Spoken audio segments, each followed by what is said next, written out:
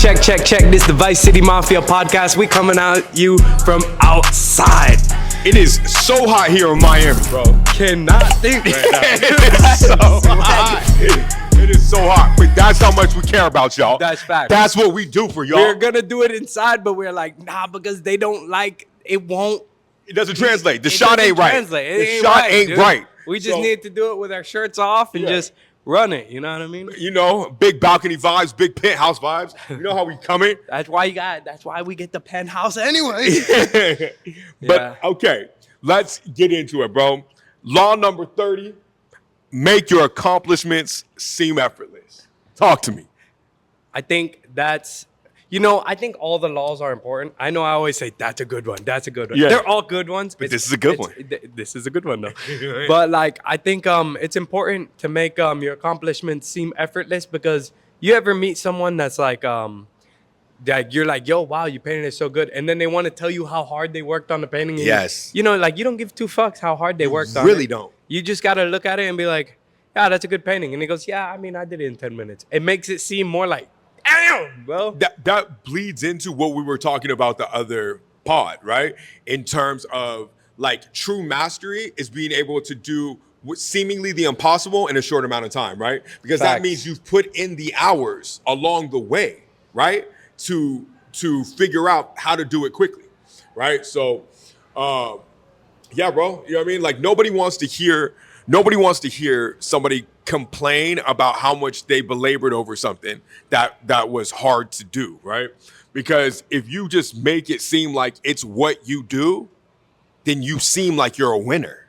That's you know true. what I mean? And in fact, you are, right? Because the thing is, God, I'm fucking sweating like a dog out here. Glistening. But it takes time to be able to do something effortlessly. Like we do this pod so quick. I edit it so fast, and people are always like, yo, how do you do it? How do you do it? And I always tell them, oh, bro, it's really easy, bro. I'll teach you. And I've come to learn it's not easy for some people. I've been doing it since 15. But that's what I'm saying. At the beginning, it's never easy for anybody. And that's what people see the end result and want that immediately, right? Yeah. So it's like people will be like, oh, yeah, well, Lil Wayne just goes to the booth and freestyles. But there was 10 years where Lil Wayne wrote every bar. You know what I mean? And then he became so great at it that he was able to just freestyle it. So now niggas go in the booth like, oh, I'm just going to freestyle like Wayne. No, you're not. You're not. No, you're not. Write your bars down, bro. Yeah. You know what I mean? Especially yeah, dude, you can't. Well, just off the booth thing, bro. I've met people recording them, and then we've been recording them, and then they try to freestyle the whole thing one take, and it's like, yo, fam, punch in, punch out, break it up, break it up. That way you can get it right. Break it up. Yeah, because some people think they're gonna make a banger in 1 minute, and that's not the case. No, and it's only if you are extremely talented at something, right? But this is the secret, though, right? How many hours okay, hold on, let me restart. How many hours you put into something, bro, is a sign of success. So it's like, if you are really about what you do, you know how long it takes to be great at something, right? So a lot of times people will be like, oh, I'm not good at it yet. But it's like, how are you measuring your effort, right? It takes hundreds and thousands of hours to be great at something. So in order to do a task, I'll measure in hundreds, bro. Have I done 100 iterations of it? And then that counts as one, right? Because if not, bro, when I'm doing a new move for working out, right? I don't count after the first 3 sets I do, me knowing the move, right? Yeah. I've been doing this move fucking every week for the month. And then I think I'm beginning to start to feel what I'm supposed to be feeling, right? So it's just like, fuck, nigga. Okay. It's hot. It's hot. We're cooking out here, bro. I'm getting a tan, bro. This pale skin needs to get burnt a little bit. Nigga. I mean, this is where my people from, but I don't know. Yeah, I don't know. But anyways, just when you come to somebody and they give you a compliment, right, about how great something that you've done is, I found humility, right, and just passing it off is the best way, bro. What do you mean? Like being humiliated? Humility, like being humble about shit, right? So Like if when somebody's like, yo, like, okay, so I used to be like very egotistical when it came to shit, right? Somebody would give me a compliment, I'd be like, fuck it, right? I mean, like, hell yeah, you know? But now, I can't even gather my thoughts, nigga. But now, it's burning, dude. Okay, it's cooling down a little bit. Yeah. All right. But now, I'll downplay it, right? So people will be like, damn, bro, like, you know, like, oh, you got cut up, right? Some shit like that. I'll be like, oh, thank you, bro. I'm trying to get like you. You know what I mean? The constant gym bro thing, right? And it's just because you playing it down is so much cooler than you taking the credit. Especially like everyone wants to be a boss, right? Everyone wants to be a boss. Like right now in the club, like everyone wants to be a boss. People are like, no, you don't gotta do what Rudy says. I'm gonna do it. Rudy's gonna do the paperwork. And then I sit back and I'm just like, fucking nigga, I'll do the paperwork. Dude. Yeah. You know what I'm saying? Yeah. I don't give a fuck, dude. I'll do the paperwork. And then when shit goes to shit, I fix it immediately. And then people come to me, they're like, oh, how'd you do it? How'd you do it? I go, bro, I think it's just a matter of, I don't think it's that you're a bad manager or that you're bad at your job. I think it's just I have more years in this business than you do. Yes. And I was able to figure it out quicker because I've already been through it. Yes. You know what I'm saying? And that way you don't create any enemies, right? By making them feel less than. Yeah, because I know I could sit there. One of these cameras went off.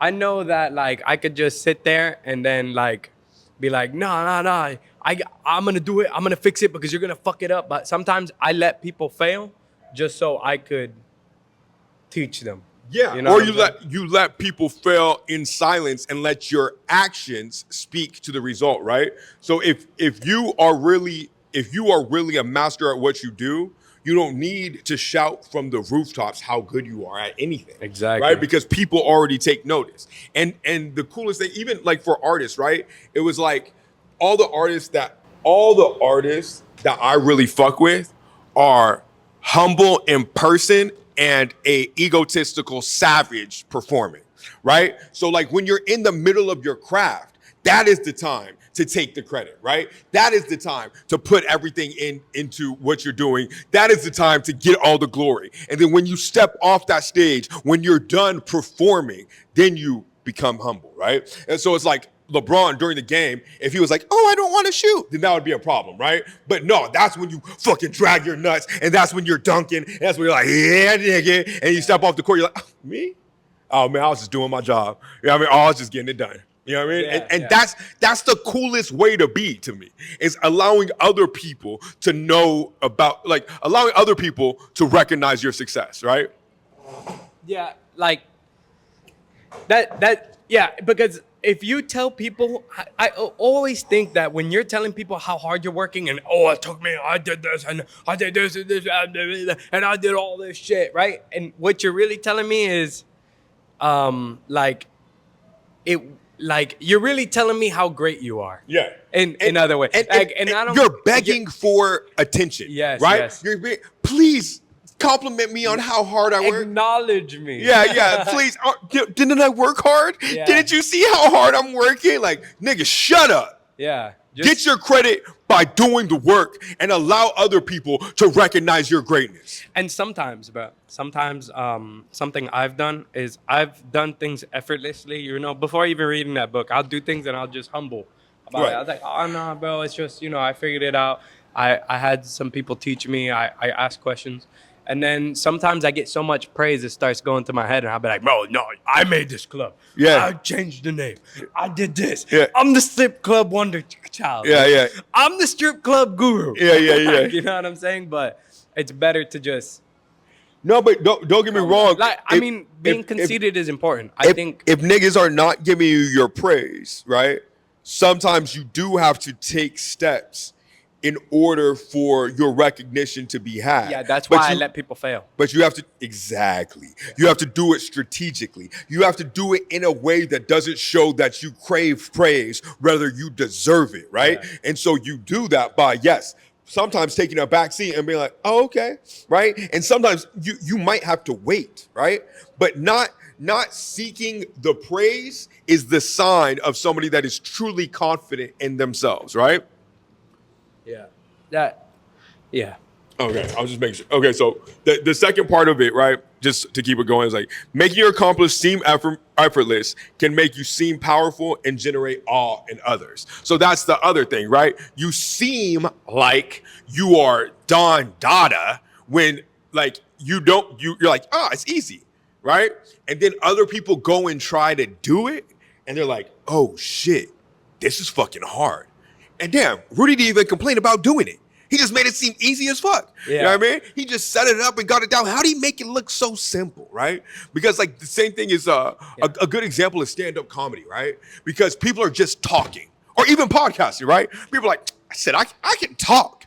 But in order to do it well, in order to keep people captivated, in order to not say like we've been working on, right? Yeah, and it's a hard thing to shake, bro. It's difficult. Especially in the Miami slang, like, look, like you always say, I said like right after too. Yeah, you know, like it's just a Miami slang thing that goes through. Like everyone says, like even in their raps. Yeah, but like you'll listen to Miami rap or Florida rap, and people are always using synonyms like, I move like John Wick. I shoot like John Wick. Like, you know what I'm saying? It's a like attack.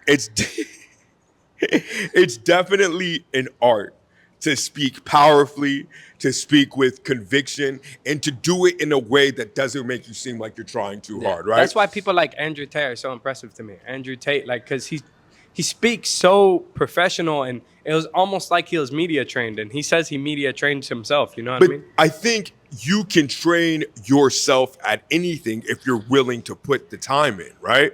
So I'm going to take this back to my high school years, right? Actually, it was my elementary years, okay? So I had a boy named Chris, right?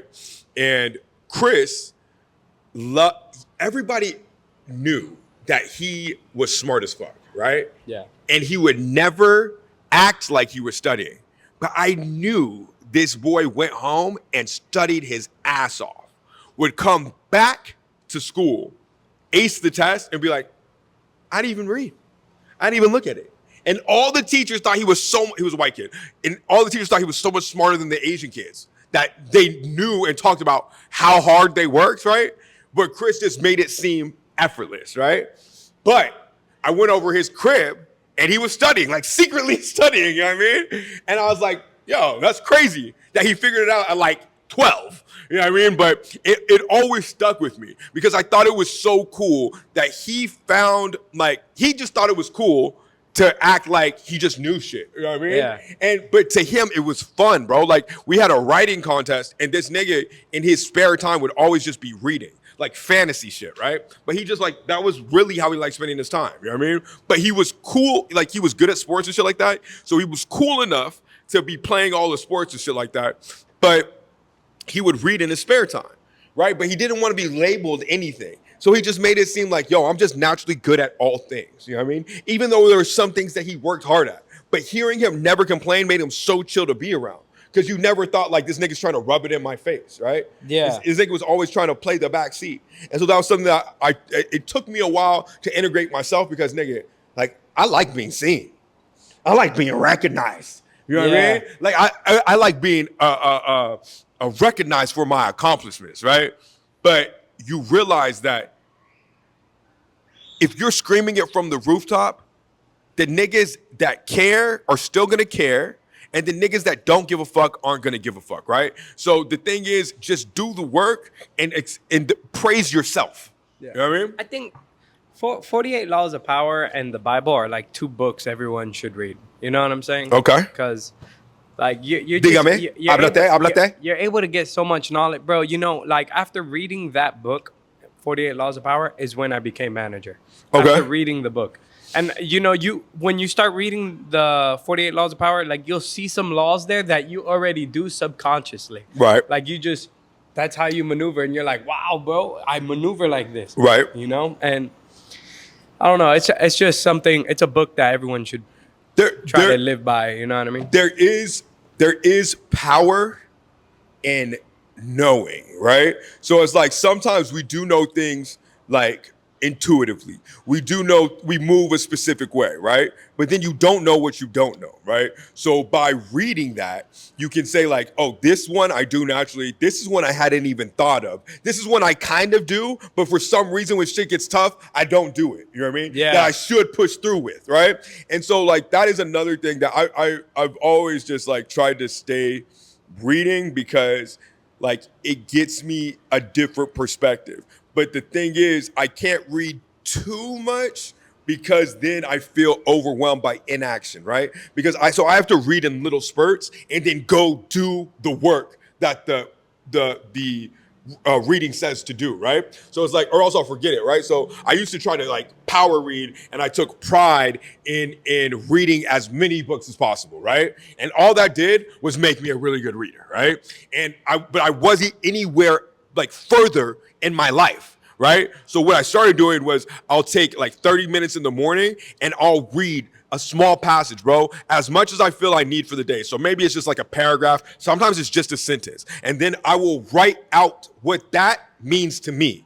And that way the message of the book becomes ingrained in my own words. It's not just me parroting what somebody else said. It's me really like meditating on what that shit means to me, how I can apply it in my life, and then it becomes a part of you and you start living that way. Because a lot of niggas will tell you a lot of things that sound really good, but they don't live by none of that shit. That's true. And that's the worst. To be a smart, dumb nigga is the worst thing you can do. Some people, they don't even choose to knowledge themselves. Like, you know, some people want recognition for shit they didn't even do. Like, they However, that is a law. That is a law.